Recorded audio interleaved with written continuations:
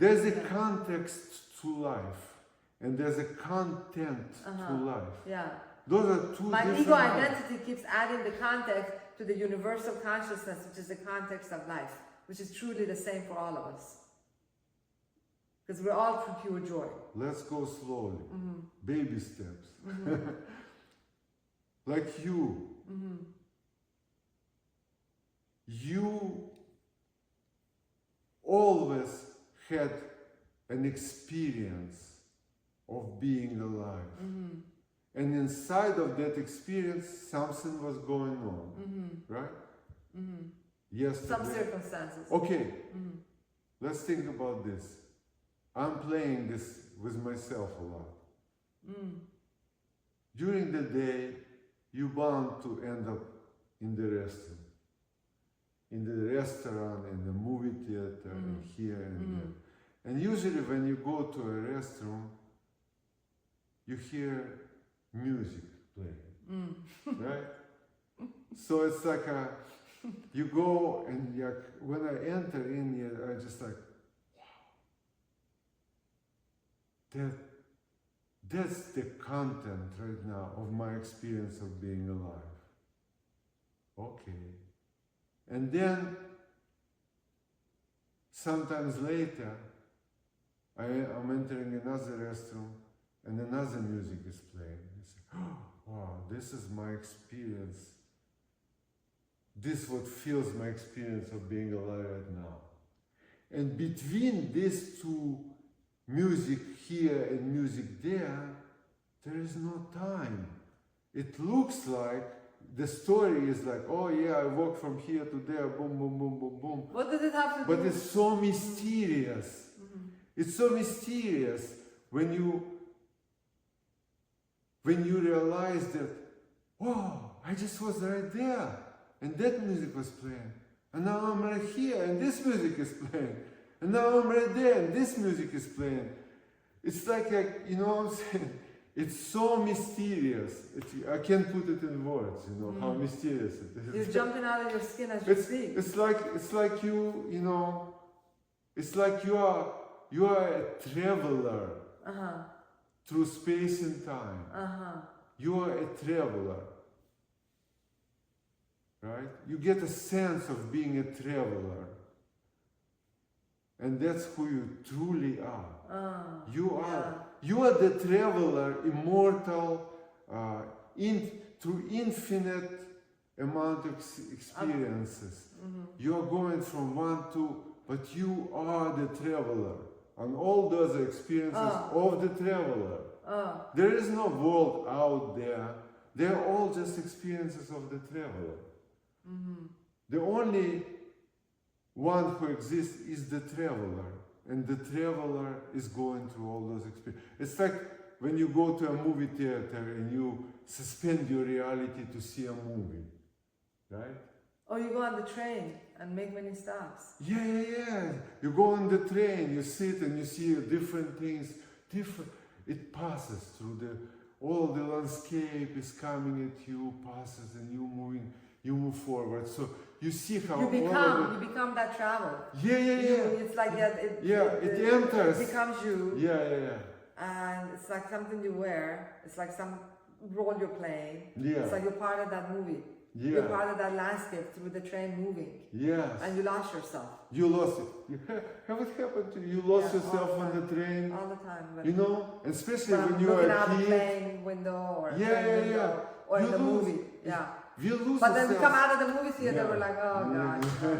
Next day we're back in business. Of the mental chatter. But isn't it amazing how we go to a movie theater? We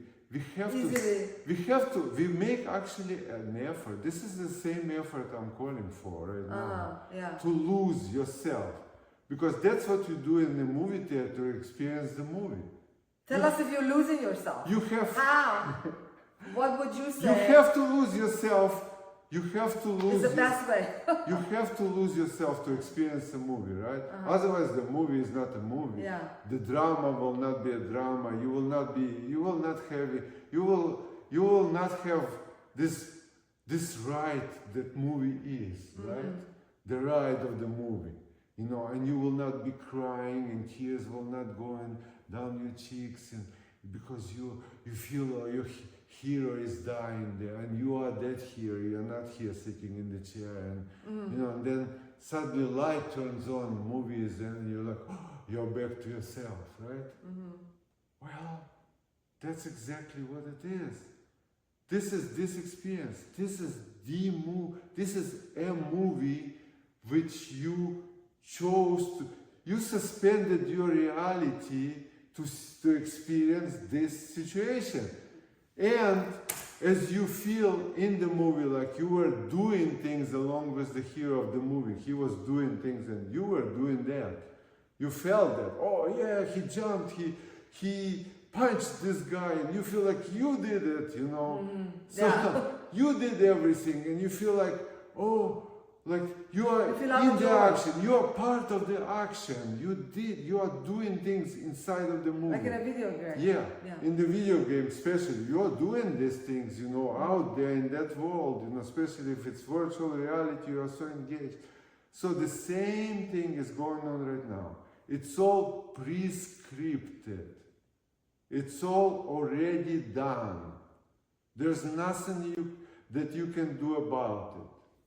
There's nothing that you can do about it, and you either give up right now, or it's very dangerous not to give up. Why is it dangerous not to give up? Because if you don't give up, that you actually don't have any freedom of will, which is already proven scientifically. Go on the internet, find the channel, and all the scientists will explain to you rationally and logically, we don't have freedom of will. It's already proven by the science.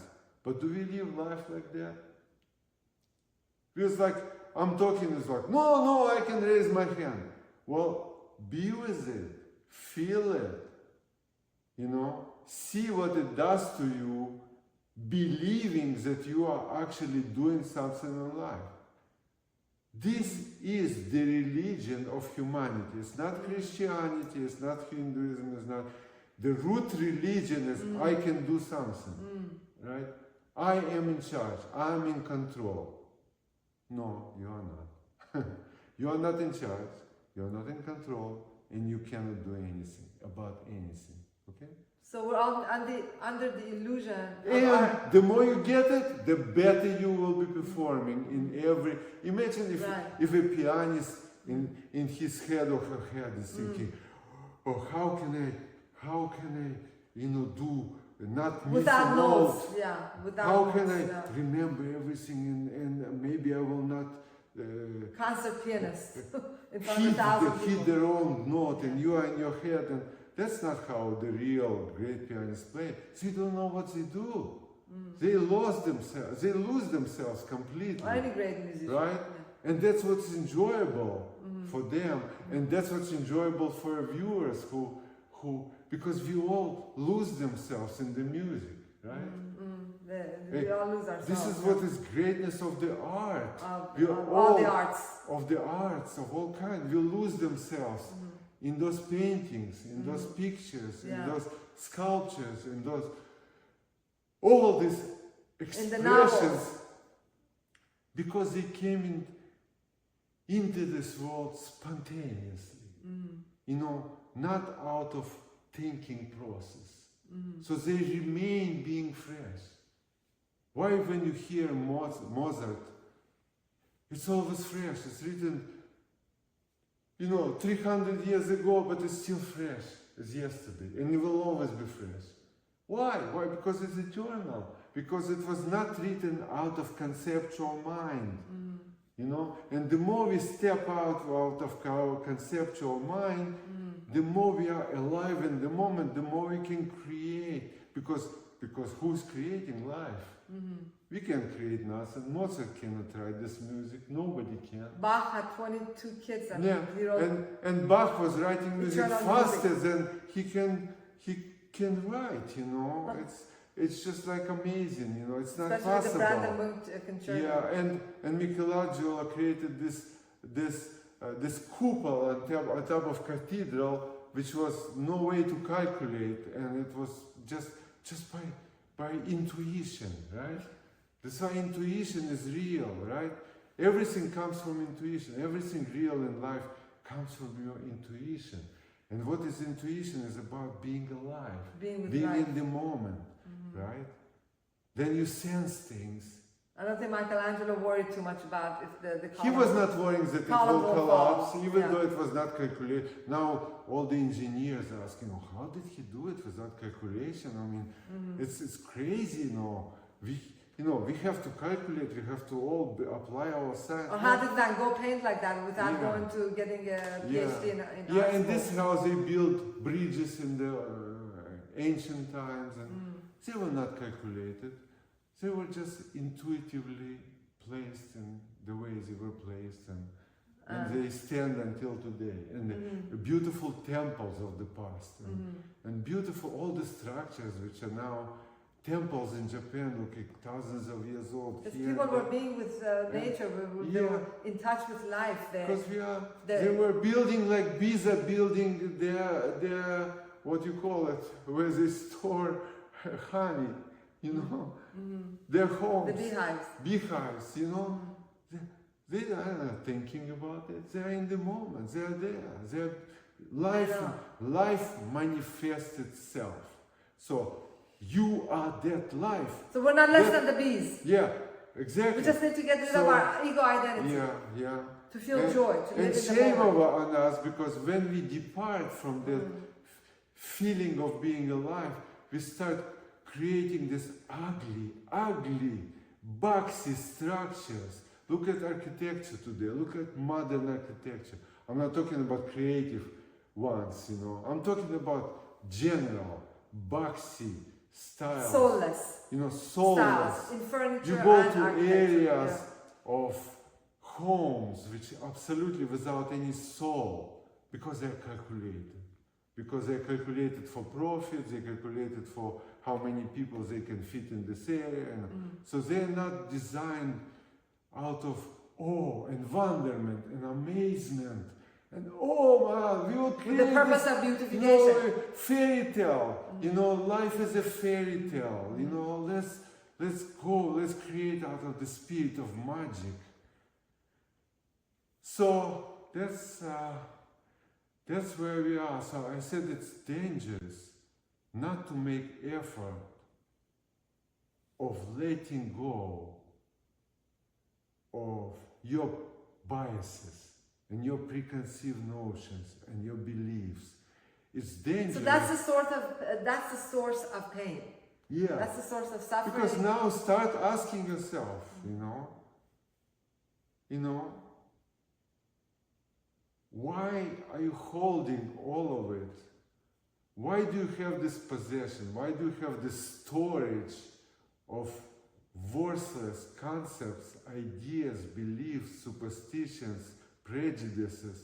Why when someone someone is saying something opposite to what you believe in, you're immediately on guard. No, he's wrong, I'm right, Why is it like that? Well, because you're dead in that moment. So open yourself and look at all this stuff, examine this stuff. Like someone go to your storage of useless things, like we have all the storages around the country, and it's a good business because people don't want to throw away anything, and they store all this probably the most profitable business. Yeah, useless things. All these big, humongous storages is full of absolutely useless, never used, perishing stuff. I don't think any other country's got it except this country. Storage business. How those storages came into existence? They came into existence because they are mirroring our minds. That's how our minds look like. We hold on to stuff. We hold on. Accumulate hurt, accumulate memories. We have all memories. All these precious memories. You know what I'm saying? Look into that. Look into that and see for yourself. Could be a blessing and a curse. how your space, mental space, is that space really, is it a livable space? You know, because that's not a storage, that's where you live. That's your home. You live there. So see, with these little windows there, there's not enough light. You're running into furniture. You're hurting yourself. You don't know what's going on. You feel that your life is cramped. Your life is not working. It doesn't work. So look into it for yourself and tell us what you see. And be done with that. See if you can be done with that. Be done with thinking that you are actually in control of your life. And the moment before something will happen, because life wants to open people's eyes. So that's what life function is. That's what life's game is. Game of life is not to so make is that it. why we're here? That's why Well, we're here. Sometimes I feel like that's the only reason that's we're another here. big conversation, but we got here by playing the game of hiding ourselves from who we really are. And now the game of life is to find out our who way we back. really are. And to find our way back. And this is just a circle of The life. archetypal story of Adam and Eve. You know, we brought this world into existence. We got lost into this world. You know, and now we need to and now we can't find our back to that immense being, that immense creator who actually created everything. And rejoice in that place of absolute perfection. And then experience it for whatever time we want to experience it, and then come back to this world of adventure and accomplishment and challenges and something which cannot be experienced when there's only absolute perfection. So it goes from absolute perfection, from heaven. We are born in heaven to escape from heaven, to experience hell and find our way back to paradise. back to heaven. So that's something to look at, not to take lightly. That's life. That's not made up stuff. That's not science. That's not philosophy. That's just what's going on right here, right now. All the blessings. Please Love and peace. share with us if you feel more joy now than you did in the beginning of the program, and what it is that will solidify this conversation in your being. And that's what we're here for, to support one another and to really feel this. Or maybe you become more miserable out of this. It can happen too.